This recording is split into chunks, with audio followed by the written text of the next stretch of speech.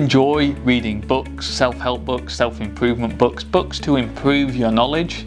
If so, it's time to read less of them.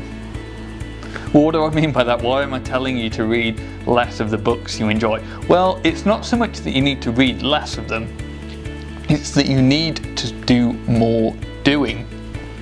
Because if you're anything like me, I will just race to finish a book. I'll get one book in that I think will help me, that will really provide some useful knowledge, and I will race to get through it as fast as I can so that I can put it on my bookshelf and move on to the next book.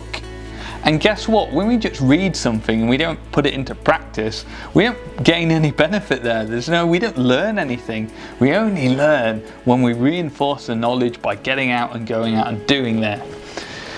So when I'm reading a self-help book, a self-improvement book, I only get benefit if after I've read the book, I stop, I put it down, and before I move on to the next book, I go and I put some of those things into practice.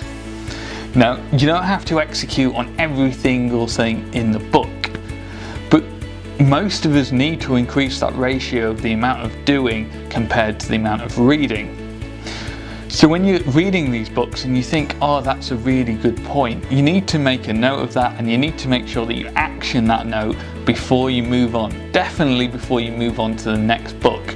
Because if you can just take one point away from each of these books and actually go action it, incorporate it into your life, then you will gain more benefit than that from reading 100 books and not actually taking the steps that any of them prescribe. So it's great that you're doing personal development, that you're reading these books, that you're growing, but if you really want to get that growth and really want to experience the benefit, you need to do a little less reading and a little more doing.